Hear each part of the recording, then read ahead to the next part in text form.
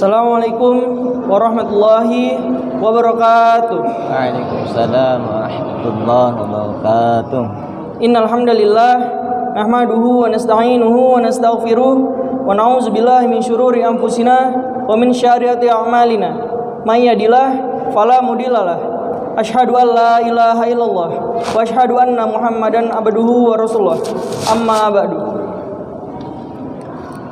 Pertama-tama marilah kita panjatkan puji syukur kita atas kehadirat Allah Subhanahu wa taala, karena atas nikmat dan karunia-Nya lah maka kita masih dapat berkumpul kembali di Masjid Jami Balu Center ini untuk bersama-sama melaksanakan sholat Isya dan tarawih berjamaah. Yang kedua, tak lupa salawat serta salam selalu kita sampaikan kepada junjungan kita Nabi besar Muhammad sallallahu alaihi wasallam yang telah membimbing kita dari zaman kegelapan ke zaman yang terang benderang seperti saat ini.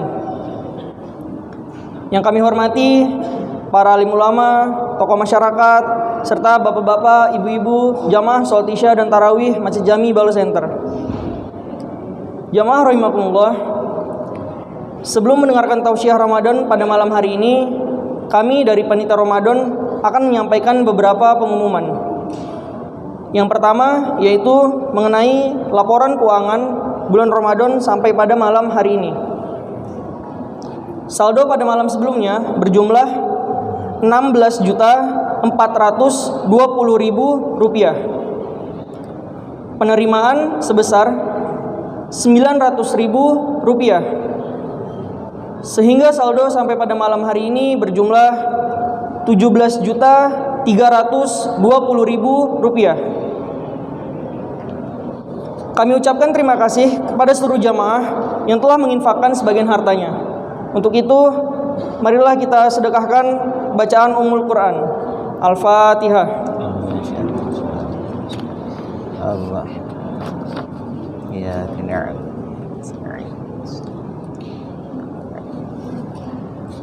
Baiklah, selanjutnya yang kedua, kami dari Panitia Ramadan mengumumkan bahwa pada besok hari malam tanggal 9 April 2023, insya Allah di Masjid Jami Balu Center ini akan memperingati acara Nuzul Quran bersama Ustadz Ferli Ramansyah Al-Hafiz dari Dai Aksi Indosiar Jakarta.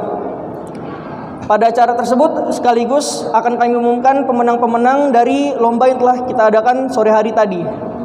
Untuk itu, besar harapan kami untuk bapak-bapak, ibu-ibu, dan seluruh peserta lomba, adik-adik yang tadi mengikuti lomba untuk dapat hadir pada acara besok hari. Selanjutnya, tausiah Ramadan pada malam hari ini, insya Allah akan disampaikan dalam waktu kurang lebih 15 menit oleh Bapak Ustadz Mahyudin Eskom dengan judul Al-Quran dan Hadis sebagai Pedoman Hidup. Untuk menjaga kehusyukan sholat, kami menghimbau kepada seluruh jamaah untuk menonaktifkan handphonenya terlebih dahulu. Dan juga kepada adik-adik, kami mohon untuk tetap menjaga ketertiban. Sholat tarawih akan dilaksanakan 8 rakaat dengan cara 2 rakaat 1 salam. Ditutup dengan sholat witir 3 rakaat 1 salam. Untuk petugas sholat tarawih pada malam ini, insya Allah yang bertugas sebagai imam adalah Ustadz Abdul Hafiz Al-Hafiz. Sedangkan Bilal adalah Fikri Nur Hanif. Setelah ini kepada Bapak Ustadz Mahyudin kami persilahkan. Untuk petugas diharap dapat menyesuaikan. Demikian yang dapat kami sampaikan. Lebih dan kurangnya kami mohon maaf. Wabillahi taufiq wal hidayah. Assalamualaikum warahmatullahi wabarakatuh. Waalaikumsalam warahmatullahi wabarakatuh.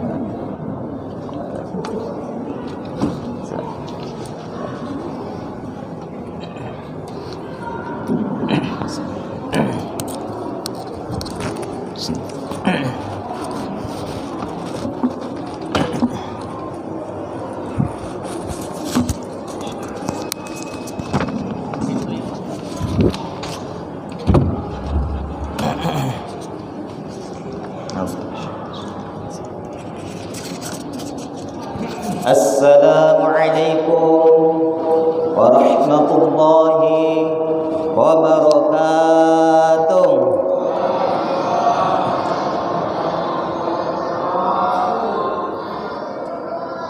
Alhamdulillah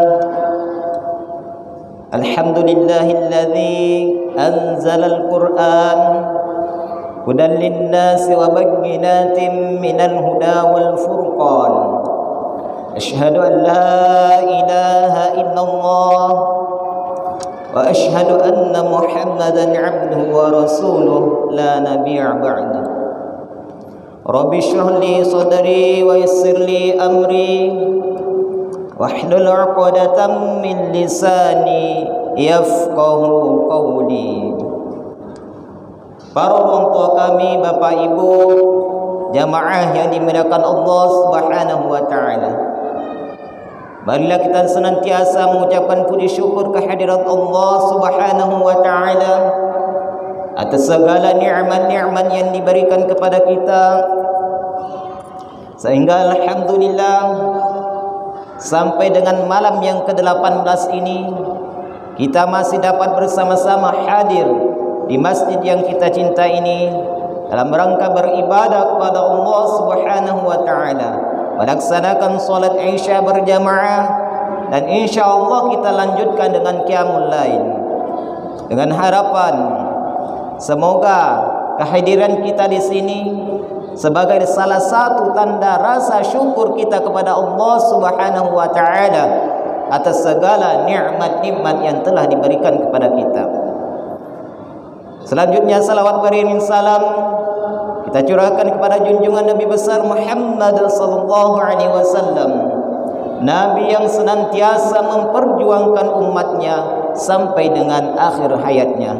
Maka sepantasnya lah kita senantiasa bersalat kepada beliau dengan mengucapkan Allahumma salli ala sayyidina Muhammad wa ala ali sayyidina Muhammad.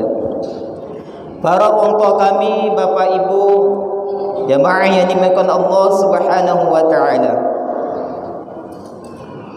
Mari sejenak kita merenungkan kepada apa yang telah difirmankan oleh Allah Subhanahu wa taala di dalam Al-Qur'an. Kullu nafsin dha'iqatul maut. Setiap yang bernyawa pasti akan merasakan mati. Kematian adalah sesuatu yang pasti. Kematian adalah suatu pintu gerbang dari kehidupan dunia menuju kehidupan akhirat. Para orang tua kami, bapak ibu yang dimuliakan Allah Subhanahu wa taala, yang menjadi pertanyaan bagi kita, sudah berapa banyak kematian demi kematian yang ada di sekeliling kita? Sudahkah menjadi peringatan bagi kita? Takziah demi takziah yang kita datangi, sudahkah menjadi tausiah bagi kita bahwa kematian itu pasti dan pasti akan kita alami? Malaikat maut tidak meminta izin kepada yang sehat. Malaikat maut pun tidak permisi kepada anak-anak ataupun remaja. Ajal tidak menunggu kita sakit. Ajal pun tidak menunggu masa tua kita. Ketika ajal itu tiba, siapapun pasti akan menemuinya. Oleh karena itu senantiasalah kita mempersiapkan kehidupan kita setelah kehidupan ini. Lalu apa yang dapat kita lakukan sebagai persiapan kita sebelum kematian itu menjemput kita? Setidaknya begitu banyak hal yang dapat kita lakukan. Namun pada kesempatan yang singkat ini, setidaknya saya akan menyampaikan 3 hal yang dapat kita lakukan sebagai persiapan kita sebelum kematian menjemput kita. Yang pertama, beramal sebaik mungkin. Allah Subhanahu wa taala berfirman dalam surat Al-Mulk ayat 1 sampai 2. Bismillahirrahmanirrahim. Tabarakalladzi biyadihil mulk wa huwa ala kulli syai'in qadir. Alladzi khalaqal mauta wal hayata liyabluwakum ayyukum ahsanu amala. Maha suci Allah yang menguasai segala kerajaan, yang menguasai segala sesuatu, yang menciptakan mati dan hidup untuk menguji kalian. Jadi salah satu tujuan Allah Subhanahu wa taala menciptakan kita di dunia ini adalah untuk menguji kita bagaimana kita beramal kepada Allah Subhanahu wa taala. bagaimana kita melaksanakan perintah-perintah Allah Subhanahu wa taala. Dan salah satu indikator ataupun ciri-ciri amalan yang terbaik itu adalah amalan yang senantiasa kita lakukan secara kontinu, secara terus-menerus. Sebagai contoh, kenapa solat 5 waktu yang pertama kali dihisab oleh Allah Subhanahu wa taala? Karena solat 5 waktu inilah salah satu amalan kita yang senantiasa kita lakukan selama hidup di dunia ini. Bahkan dari sejak kecil kita diajarkan oleh orang-orang tua kita bagaimana caranya kita melaksanakan solat. Dan solat ini tidak ada tawar-menawar, sakit ataupun sehat, semuanya harus melaksanakan solat. Itulah sebabnya solat ini yang pertama kali dihisab oleh Allah Subhanahu wa taala. Rasulullah sallallahu alaihi wasallam bersabda, "Fa inna khairal amali adwamuhu wa in qalla." Sebaik-baik amalan itu, sebaik-baik pekerjaan itu adalah amalan atau pekerjaan yang senantiasa kita lakukan secara kontinu, secara terus-menerus, walaupun hanya sedikit. Para orang tua kami, Bapak Ibu yang dimuliakan Allah Subhanahu wa taala, itu yang pertama yang harus kita persiapkan adalah beramal sebaik mungkin. Kemudian yang kedua adalah mempersiapkan amal yang terus-menerus mengalir pahalanya. Di antara yang dapat kita lakukan adalah memperbanyak amal jariyah. Rasulullah sallallahu alaihi wasallam bersabda, "Idza matal insanu apabila anak cucu Adam telah meninggal dunia, inqata amaluhu illa min salasin." Maka terputuslah segala amalnya kecuali 3 hal. Yang pertama, sedekah jariyah. Yang pertama adalah sedekah jariyah. Infak sedekah kita yang kita pergunakan di jalan Allah Subhanahu wa taala untuk pembangunan masjid, musalla, pondok pesantren, kita beli mukannah ataupun Al-Quran kita simpan di masjid. Selama itu dipergunakan, maka selama itu pula pahalanya senantiasa kita terima walaupun nanti sudah tidak ada di dunia ini. Kemudian yang kedua, amalan yang terus-menerus mengalir pahalanya adalah ilmu yang bermanfaat. Setidaknya ilmu yang kita miliki, kita ajarkan kepada anak-anak kita, kepada anak istri kita di rumah. Kita ajarkan bagaimana caranya membaca Al-Quran, bagaimana caranya melaksanakan sholat. Kita didik anak-anak kita. Dan sungguh sangat merugi sebagai orang tua hanya menitipkan anak-anaknya di TPQ saja, di madrasah-madrasah saja, tanpa pernah mengajarkan kepada anak-anaknya. Karena salah satu amalan yang senantiasa diterima, yang kita terima setelah tidak ada di dunia ini adalah seperti mengajarkan membaca Al-Quran. Karena Al-Quran ini senantiasa dibaca. Solat kita tidak akan sah tanpa membaca Al-Quran.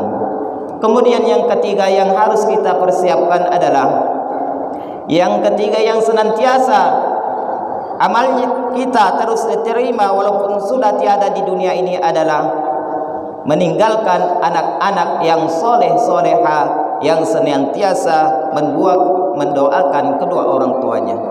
Para orang tua kami, Bapak Ibu yang dimuliakan Allah Subhanahu wa taala. Kemudian yang terakhir yang harus kita persiapkan sebelum kematian menjemput kita adalah senantiasa berdoa kepada Allah Subhanahu wa taala, semoga di akhir hayat dipanggil dalam keadaan husnul khatimah. Salah satu tanda-tanda orang yang husnul khatimah adalah mengucapkan kalimat la ilaha illallah di akhir hayatnya. Man kana akhiru la ilaha illallah dakhalal jannah. Barang siapa yang mengucapkan kalimat la ilaha illallah di akhir hayatnya, maka Allah Subhanahu wa taala memasukkannya di dalam syurga. Akan tetapi jamaah yang bukan Allah Subhanahu wa taala, kalimat ini tidak semudah apa yang kita bayangkan. tidak semudah apa yang kita pikirkan.